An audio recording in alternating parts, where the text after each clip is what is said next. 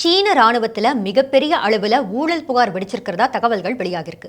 இது பற்றிய விரிவான தகவல்களை பதிவு செய்வதற்காக நம்முடன் வெங்கடேஷ் இணைகிறார். அதற்கு முன்பு தமிழ்ஜனம் சேனலை சப்ஸ்கிரைப் பண்ணாதவங்க மறக்காம சப்ஸ்கிரைப் பண்ணுங்க. வெங்கடேஷ், கூடுதல் விவரங்களை பதிவு பண்ணுங்க. அதாவது உலகத்தோட மிகப்பெரிய மிக வலிமையான இராணுவங்கள்ல ஒன்றாக சீன இராணுவம் கருதப்படுகிறது. நமக்கெல்லாம் தெரியும், தென்சீன கடல் பகுதியில் அடிக்கடி அதிக அளவிலான போர்க்கப்பல்களை அனுப்பி தைவானையும் ஜப்பானையும் தொடர்ந்து மிரட்டி வருகிறது சீனா. இன்னொரு பக்கம் அமெரிக்காவை தாண்டி 6ஆம் தலைமுறை போர் விமானங்களை உருவாக்கி உலகத்துக்கே நாங்கள் தான் முதல்ல 6ஆம் தலைமுறை போர் விமானங்களை உருவாக்கியிருக்கோம் அப்படின்னு நெஞ்சு நிமிர்த்தி காட்டினது சீன இராணுவம்.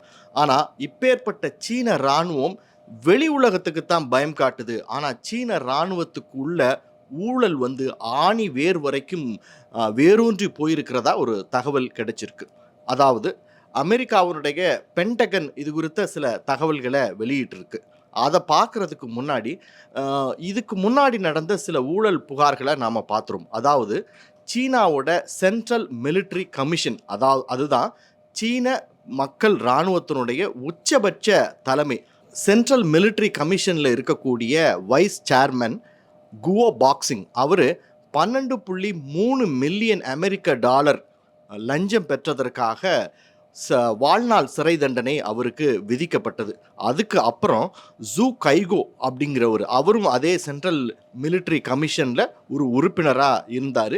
அவருக்கும் வாழ்நாள் தண்டனை விதிக்கப்பட்டிருந்தது. ஆனால் அதுக்கு முன்னாடி அவர் கேன்சர்னால் இறந்து போயிட்டார். இதெல்லாம் சீன இராணுவத்தினுடைய முன்னாடி இருந்த ஊழல் புகார் கதைகள். ஆனால் இப்போ என்ன மிகப்பெரிய ஊழல் புகார் வெடிச்சிருக்கு அப்படின்னு பார்த்தீங்கன்னா, சீனாவோட ஸ்ட்ராட்டஜிக் மிசைல் ஆர்ம், அதாவது சீன இராணுவத்தோட ராக்கெட் ஃபோர்ஸ் அப்படின்னு சொல்லுவாங்க. இன்னும் ஒருபடி சொல்லப்போனால் 2015 இந்த சீன ராக்கெட் ஃபோர்ஸை உருவாக்குன ஜி ஜின்பிங் சீன இராணுவத்தினுடைய உச்சபட்ச மிக அதிக சக்தி வாய்ந்த அமைப்பு இதுதான்னு அறிவிச்சிருந்தார். இப்போ அந்த ஸ்ட்ராட்டஜிக் மிசைல் ஆர்ம் ஃபோர்ஸில் ஊழல் புகார் வெடிச்சிருக்கு. அதில் இருக்கக்கூடிய 7 உயர் அதிகாரிகள் மேலே ஊழல் புகார் குற்றச்சாட்டப்பட்டிருக்கிறது. ஒட்டுமொத்த சீனாவில் மிகப்பெரிய பரபரப்பை ஏற்பட்டிருக்கு. இதில் ரொம்ப முக்கியமான விஷயம் என்ன அப்படின்னா, இந்த ஊழல் புகாருக்கு உள்ளான அனைவருமே இப்போ இருக்கக்கூடிய சீன அதிபர் ஜி ஜின்பிங்கால் நியமிக்கப்பட்டவர்கள் தான் அப்படிங்கிறது கூடுதல் பரபரப்பு. ஏன் அப்படின்னா, 2012 ஜி ஜின்பிங் ஆட்சி பொறுப்பேற்ற உடனே அவர் உடனடியாக செய்த காரியம் சீன இராணுவத்தில் இருக்கக்கூடிய ஊழல்களை அகற்றுவது தான் என்னுடைய முதன்மையான வேலை அப்படின்னு சொல்லிட்டு தொடர்ச்சியாக விசாரணை நடத்தி யார் மேலெல்லாம் ஊழல் புகார் இருக்கோ அவங்க மேலெல்லாம் உடனடியாக இராணுவத்தில் விசாரணை நடைபெற்று அவர்களுக்கு தண்டனை அறிவிக்கப்பட்டது. அதனால் சீன இராணுவத்தில் ஊழலே இருக்காது அப்படின்னு நம்பப்பட்ட வேளையில் இப்போ தொடர்ச்சியாக அடுத்தடுத்து சீன இராணுவத்தின் மேலே ஊழல் புகார் வெடிச்சுக்கிட்டே இருக்குது. நம்ம இன்னொரு விஷயத்தையும் பார்ப்போம்.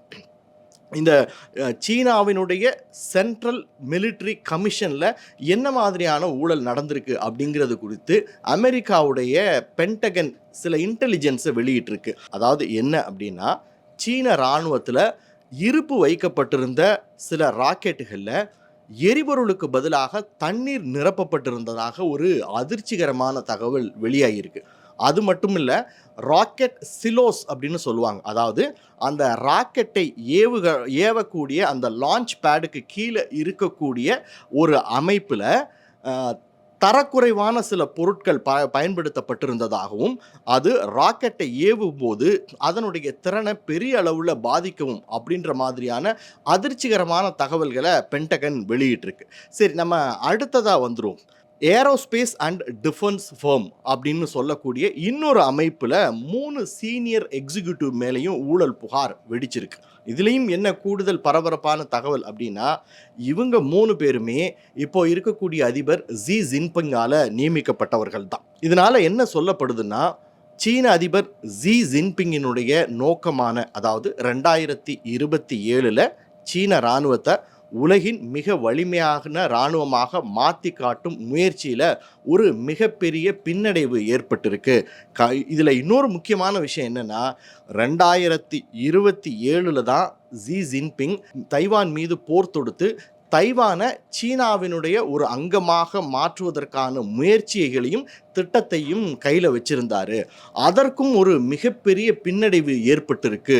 சீன இராணுவத்தினுடைய பல தலைமைகளில் மிகப்பெரிய அளவில் ஊழல் வேரூன்றி இருக்கிறதுனால சீன இராணுவத்தினருடைய அந்த பேட்டில் ப்ரிப்பேர்ட்னஸ், அதாவது திடீர்னு ஒரு போர் வெடிச்சதுன்னா அதுக்கு சீன இராணுவம் தயாராக இருக்குமா அப்படிங்கிறது ஒரு மிகப்பெரிய கேள்விக்குறியாக எழுந்திருக்கு. இது குறித்து இன்னும் பென்டகன் என்ன சொல்லியிருக்காங்க அப்படின்னா, இது ஒரு டிப் ஆஃப் த ஐஸ்பர்க் அப்படின்னு சொல்லியிருக்காங்க. அதாவது இதெல்லாம் நம்ம கண்ணுக்கு தெரிகிறது ரொம்ப கம்மியான அளவு தான். சீன இராணுவத்தில் இன்னும் மிகப்பெரிய அளவில் ஊழல் புற்றீசல் போல நிறைஞ்சிருக்கு அப்படிங்கிற விஷயத்தையும் சொல்லியிருக்காங்க. ஏற்கனவே நமக்கு தெரியும், சீனாவினுடைய டிஃபென்ஸ் மினிஸ்டர் லீ ஷாங்ஃபு திடீர்னு அவர் பொது வாழ்க்கையிலேருந்து காணாமல் போயிட்டார். அவர் விசாரணைக்காக அழைத்து செல்லப்பட்டு காணாமல் போனாரா, இல்லை அவர் எப்படி காணாமல் போனாருன்னு தெரியல. ஆனால் அவர் மேலே விசாரணை நடைபெற்று கொண்டிருந்தது அப்படிங்கிறது ஒரு உண்மை. அதே போல் வெய் ஃபெங்கே அப்படிங்கிற ஒரு இராணுவ அமைச்சரும் திடீர்னு காணாமல் போனார். அவர் மேலேயும் விசாரணை நடைபெற்று கொண்டிருந்தது. இப்படி சீன இராணுவ அமைச்சர்கள், இராணுவ உயர் அதிகாரிகள், இவங்க எல்லார் மேலேயும் தொடர்ச்சியாக புகார் வந்து கொண்டே இருப்பது சீன இராணுவத்தினுடைய அடிப்படை கட்டமைப்பையே ஆட்டி படைச்சிக்கிட்டு இருக்கு அப்படிங்கிற செய்திகள் தொடர்ச்சியாக வெளிவந்து கொண்டு இருக்கிறது. அதனால் வெளி உலகத்துக்கு தன்னை ஒரு மிகப்பெரிய பயங்கரமான இராணுவமாக காமிச்சு கொள்கிற சீன இராணுவத்துக்குள்ள அடிப்படையே சரியில்லை அப்படின்னு தான் சர்வதேச போர் நிபுணர்கள்லாம் சொல்லியிருக்காங்க. உங்கள் விரிவான தகவல்களுக்கு நன்றி வெங்கடேஷ். மேலும் பல்வேறு செய்திகளை தெரிந்து கொள்ள தமிழ்ஜனம் தொலைக்காட்சியுடன் இணைந்திருங்கள்.